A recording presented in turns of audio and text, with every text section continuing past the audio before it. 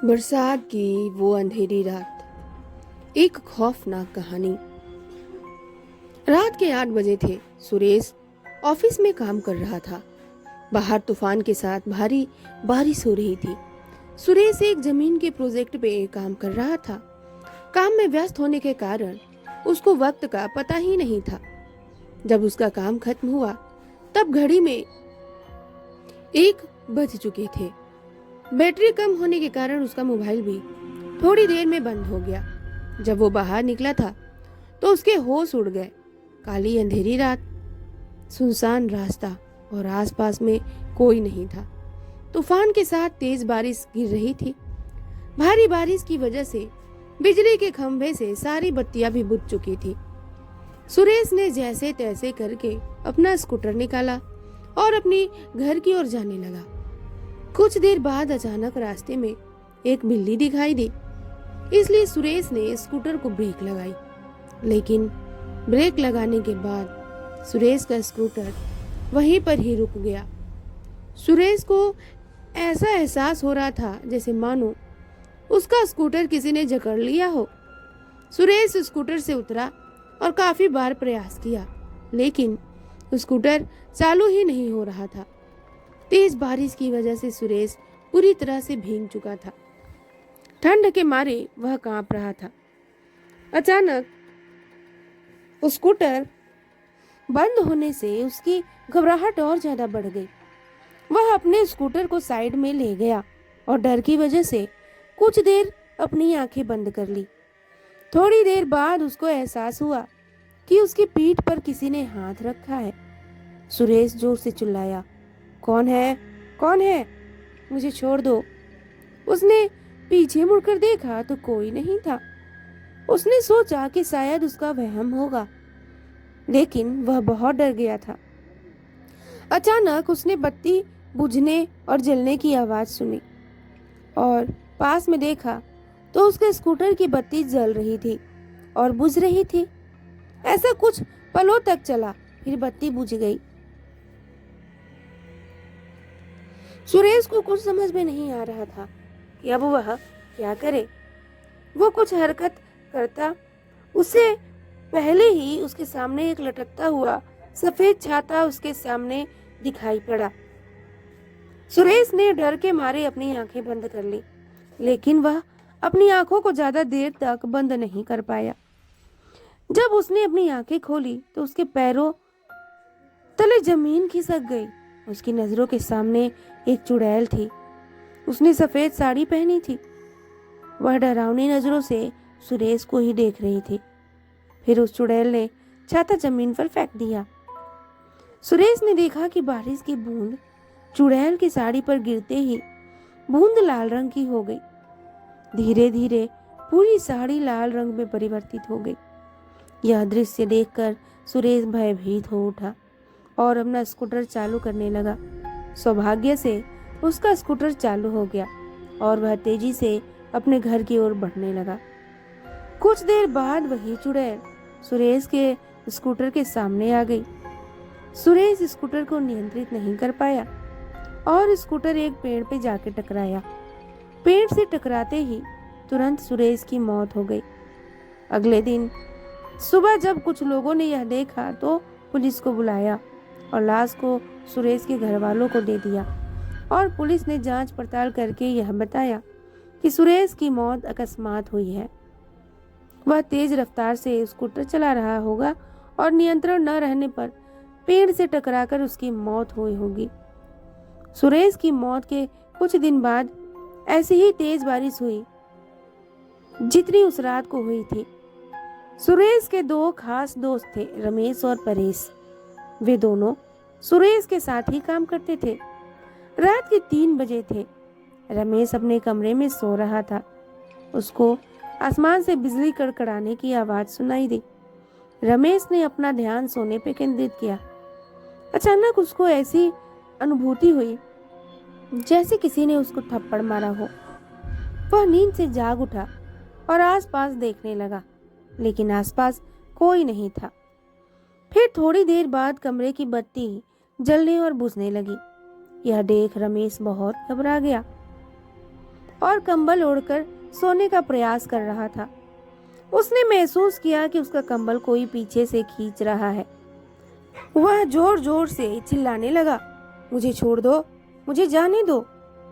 उसके कुछ देर बाद सब कुछ शांत रहा। फिर अचानक खिड़की अपने आप खुल गई और उसमें से एक हाथ बाहर से अंदर आया, जिसकी हथेली पर खून ही खून था। उस हाथ ने कसकर रमेश का गला पकड़ा और उसको मौत के घाट उतारकर रस्सी की मदद से पंखे के नीचे लटका दिया।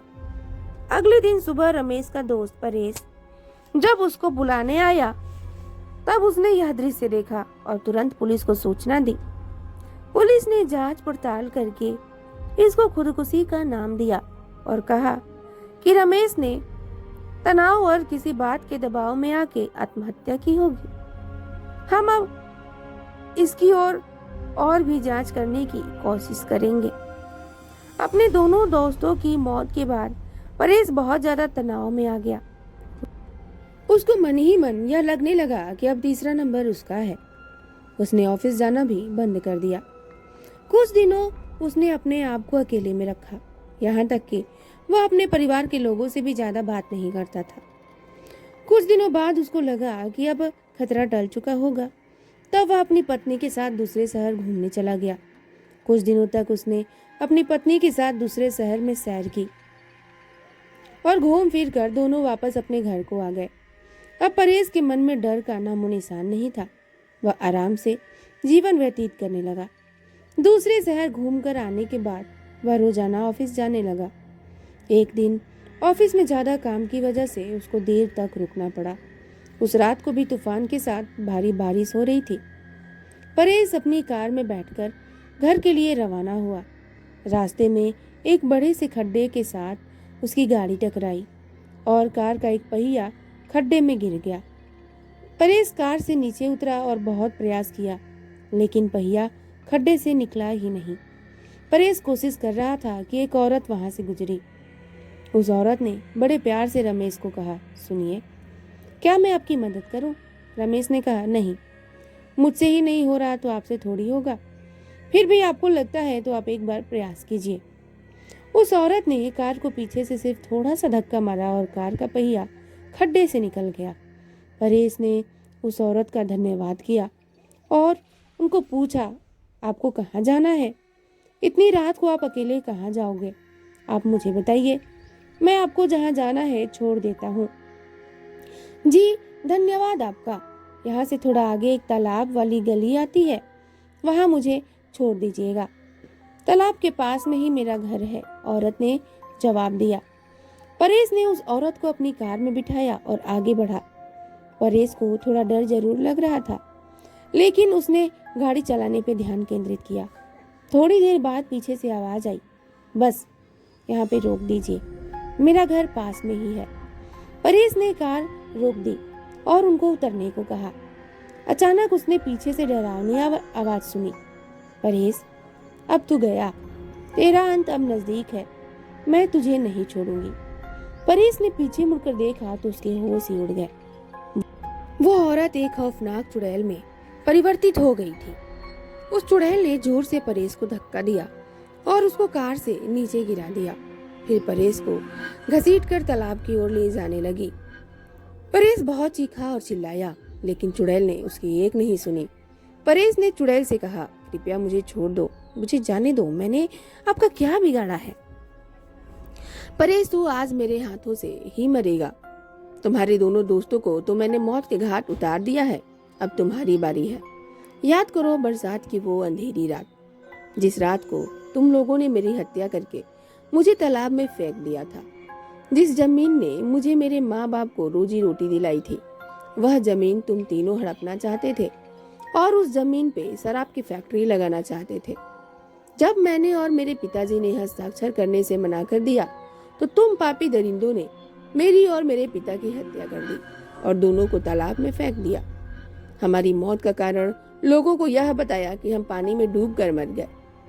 मैं उस जमीन पे कभी भी शराब की फैक्ट्री नहीं चलने दूंगी तथा मैं वापस मेरे और मेरे पिताजी का बदला लेने आई हूँ। आज तुझे भगवान भी मुझे से नहीं बचा पाएगा। कहकर चुड़ैल ने जोर से धक्का दिया और परेश को तालाब में गिरा दिया और पानी में डूबकर उसकी तुरंत ही मौत हो गई। फिर चुड़ैल अदृश्य हो गई। दूसरे दिन किसी ने परेश की लाश को पानी में बहते हुए देखा तो तुरंत पुलिस को संपर्क किया। पुलिस ने जांच करके उसकी लाश उसके परिवार को दे दी तथा मौत का कारण यह बताया कि उसकी मौत पानी में डूबकर हुई है। तो आप लोगों को ये स्टोरी कैसी लगी प्लीज कमेंट करके जरूर बताइएगा। स्टोरी पसंद आई हो तो चैनल को लाइक और सब्सक्राइब करना ना भूलिएगा। मैं मिलती हूँ आप लोगों से कल एक मजेदार स्टोरी के साथ। तब तक के लिए बाय बाय, टेक केयर।